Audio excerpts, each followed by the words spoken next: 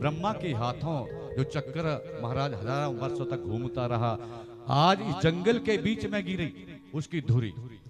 तो उस चक्र के गिरने से, नैमिष के गिरने से, ये जंगल का भाग है, जंगल को कहते हैं आरण्य। और नैमिष जमहा आरण्य को जब मिला दिया जाता है तो बन जाता है, बोले नैमिषारण्य तीर्थ। क्या बन गया जी? अब तो बोलो, नैमिषारण्य तीर्थ। अब तो नहीं भूलेंगे कि नैमिषारण्य तीर्थ कैसे बना। और फिर आगे कहा कि महाराज वेद व्यास के द्वारा लिखे हुए ये पुराण है, तो आज के बाद इस गद्दी का नाम क्या होगा? वेद व्यास गद्दी। क्या नाम होगा? ऐसे बोला करो, वेद व्यास गद्दी है, कि वेद व्यास के पुराण है, उनके हाथों लिखे हुए हैं। तो आज के बाद धरती के ऊपर इस पीठ का नाम, जब ये पुराण, ये ग्रंथ स्थापित हो जाता है, तो फिर आपकी चारपाई नहीं रहती है, ये बन जाती है वेद व्यास पीठ। बोली सच्ची दरबार की। तो अब तो नहीं भूलेंगे कि नैमिषारण्य तीर्थ कैसे बना, इस पीठ का नाम कैसे वेद व्यास पीठ पड़ा। चलो आगे चलते हैं। अब तो महाराज, अब आधे पुराणों की कथा जो है वो रोमहर्ष ने कह दी, आधे पुराण की कथा शेष है। इधर क्या हो गया? द्वापर का समय महाराज, और उस समय महाभारत के युद्ध का समय आ गया। पांडव बड़े चालाक, पांडवों ने भगवान कृष्ण को मांग लिया, और उधर दुर्योधन लालच में आ गया कि कृष्ण क्या करेगा अकेला, उसने सेना मांग ली। और उधर बलराम को चिंता हो गई कि अगर मैं इस तरफ जाऊंगा तो भी घाटा, उस तरफ जाऊंगा तो भी घाटा, इसलिए मैं इस महाभारत के समय में यहां पर रहूंगा नहीं। मैं क्या करूंगा? तीर्थ यात्रा करूंगा। बोली बांके बिहारी लाल की। क्योंकि अगर मैं इधर रहा तो भी घाटा, उधर रहा तो भी घाटा। बलराम ने फैसला कर लिया, और महाराज इस धरती के ऊपर जितने भी तीर्थ थे, उन तीर्थों के ऊपर घूमना, भ्रमण करना शुरू कर दिया। अब घूमते घूमते घूमते घूमते कहां पहुंच गए? जहां पर ये कथा लगी हुई थी, नैमिषारण्य तीर्थ के अंदर पहुंच गए। अब जैसे ही बलराम आए, 88,000 ऋषियों ने दर्शन किया, सब उठ करके, खड़े हो करके चरणों में प्रणाम करने लगे। किसके? बलराम के। लेकिन जो कथा कहने वाले रोमहर्षण है, वो सीधे कथा कहे जा रहे हैं। बलराम ने देखा, बलराम को महाराज चिंता हो गई, क्रोध भी आ गया कि देखिए 88,000 ऋषि जो है, ये सब मुझे वंदन कर रहे हैं, प्रणाम कर रहे हैं, लेकिन पीठ के ऊपर बैठा हुआ ये सूत, ये रोमहर्षण है, इसे इतना घमंड है कि इसने ना तो मुझे वंदन किया, ना प्रणाम किया। एकदम महाराज गुस्सा आ गया, क्रोध आ गया।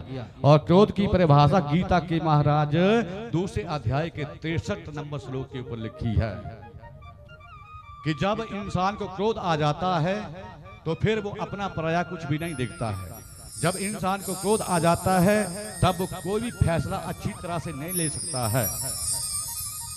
क्रोधात भवति सम्मोहात्, सम्मोहात् स्मृति भी ब्रह्म, स्मृति भ्रंशात् बुद्धिनाशो, बुद्धिनाशो बनस्यति। जब महाराज इंसान को क्रोध आ जाता है तो अपने पराये का जो है ज्ञान वो भूल जाता है, और फिर क्या होता है? बुद्धि में भ्रम आने के कारण फिर महाराज बुद्धिम परस्यति, बुद्धि का ही नाश कर बैठता है। बोली बांके बिहारी लाल की। महाराज एक तिनका उठा लिया क्रोध में आकर के, इतना घमंड, और उस तिनके के ऊपर बलराम ने एक मंत्र फूंक दिया, और उस तिनके को फिर रोमहर्षण की तरफ छोड़ दिया। अब जैसे ही रोमहर्षण की तरफ तिनका आया, आते ही क्या हो गया? महाराज उसकी गर्दन काट दी। बोली बांके बिहारी लाल की। अब जैसे ही रोमहर्षण की गर्दन कट गई तो सब ऋषियों में हाहाकार मच गया, शोर मच गया। बलराम आपने क्या कर दिया? बलराम आपको ऐसा नहीं करना चाहिए था, क्योंकि पहली बार आज धरती के ऊपर यह कथा होने जा रही थी, पहली बार धर्म का प्रचार होने जा रहा था, आपने ठीक नहीं किया। अब ये आधे पुराण की कथा अभी तक हुई है, बाकी पुराण बच गए हैं। अब धर्म का प्रचार कैसे होगा? आपको ब्रह्म हत्या लगेगी। आपने एक ब्राह्मण का महाराज गला काटा है। तो अब जैसे ही शौनक ने कहा तो बलराम ने मन की बात कह दी कि देखिए मैंने जानबूझ करके नहीं किया। जब मैं यहाँ पर आया तो 88,000 आप सब ऋषियों ने मुझे वंदन किया, प्रणाम किया, लेकिन इस रोमहर्षण ने वंदन करना तो दूर, महाराज इसने कथा को भी बीच में नहीं रोका। जब इतनी बात हो गई तो महाराज आज किसने, शौनक ने कहा, शौनक ने समझाया कि बलराम ऐसा नहीं है, आपने गलत कर दिया, आपको ब्रह्म हत्या लगेगी। क्योंकि पीठ का नियम है कि जब ब्राह्मण का बेटा कोई कथा कहता है, इस पीठ के ऊपर बैठ करके शुरू में चाहे वो किसी को प्रणाम कर सकता है, लेकिन जब कथा शुरू हो गई है तो बीच में चाहे दुनिया का है सृष्टि करता ब्रह्मा ही आ जाए तो वो ब्रह्मा को प्रणाम नहीं करेगा। ये नियम है। बोली जयकारा श्री राम वारिदा, बोल सच्चे दरबार की। बलराम इस बात को नहीं जानते थे कि इस पुराण का नियम है। तो कहा शौनक ने कि देखिए अगर बेटा कथा कह रहा है, बीच में उसका पिता आ जाए तो पिता को ही बेटे को प्रणाम करना पड़ेगा। कैसे? वेद व्यास का रूप समझ करके, मान करके। ये मर्यादा है इस पीठ की। अब पश्चाताप हुआ किसको? बोलो, हाँ बोला करो कुछ। बलराम को पश्चाताप हुआ कि मैंने गलत कर दिया, मुझे ऐसा नहीं करना चाहिए था। देखिए जो गलती करके प्रायश्चित कर लेता है, पश्चाताप कर लेता है, गलती को सुधार लेता है, शास्त्र कहता है फिर वो गलती नहीं मानी जाती है। पश्चातापा पापकृताम पापानाम निष्कृति परा सर्वेषां वर्णितम सद्भि सर्व पापः विशोधनम। मैंने कल भी कहा था इसके ऊपर कि आज रास्ते में चलते हुए ठोकर लग गई। कल को अगर हमने उस जगह को देख लिया कि कल मुझे ठोकर लगी थी और सुधार कर लिया तो गिरने से बच जाएंगे। और अगर जानबूझ करके बार बार गलती करते रहे तो सजनों फिर वो गलती ही मानी जाती है। बोली बांके बिहारी लाल की। इस मंदिर में देखिए कितनी रौनक है।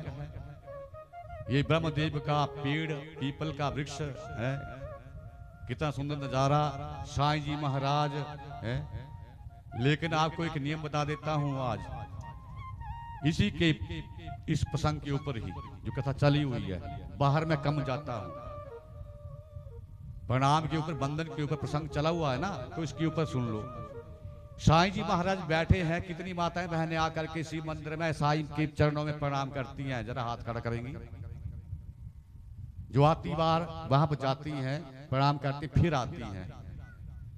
तालियां बजाइए इनके लिए। और ये सबका नियम है, कथा से निकाल करके दे रहा हूं कि आते हुए अगर पुरुष भाई हैं तो ब्रह्मा को भी नमस्कार करो, प्रणाम करो, साईं जी के चरणों में जाकर के झुक करके दंडवत करो। उधर शिव जी का मंदिर है, राम का मंदिर है, वहां भी जाओ, फिर बैठो आकर के। ये मर्यादा है। मेरा फर्ज है कहना, बाकी आपको क्या लगता है वो तो आप जाने, लेकिन कहना मेरा फर्ज है। आपने मुझे बुलाया है तो ब्राह्मण का काम है धर्म का प्रचार करना, जैसे रोमहर्षण कर रहे थे। बोली बांके बिहारी लाल की। तो कल से जो भी माताएं बहनें सीख लो कुछ अच्छे अच्छे नियम। मंदिर में जाओ, पहले मंदिर में प्रणाम करो, पुरुष है तो ब्रह्मा को प्रणाम करो, माताएं नहीं जाएंगी।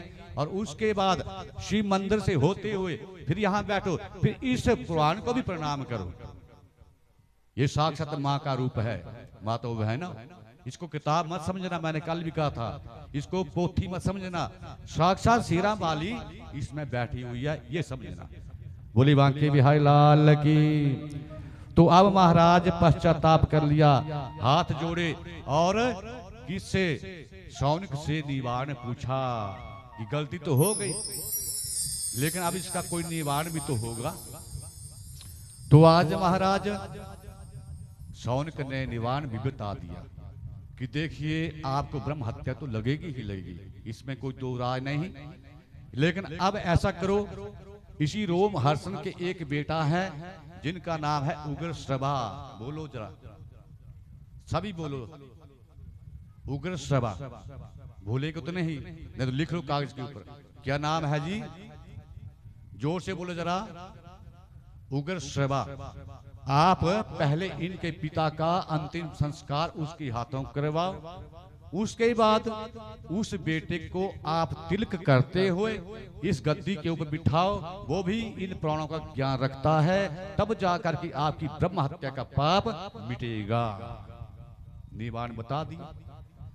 अब महाराज बलराम जी वहां से उग्रश्रवा के पास गए और महाराज उनसे उनके पिता का अंतिम संस्कार करवाया। और अंतिम संस्कार करवाने के बाद विधिवत विधान से तरीके से जो शास्त्र कहता है उनका पूजन किया ब्राह्मण मान करके, और उसके बाद तिलक लगा करके फिर महाराज इस पीठ के ऊपर दोबारा बिठाया। और इस तरह महाराज शेष बचे हुए जो पुराण थे उनकी कथा को किसने कहा? अब बोलो।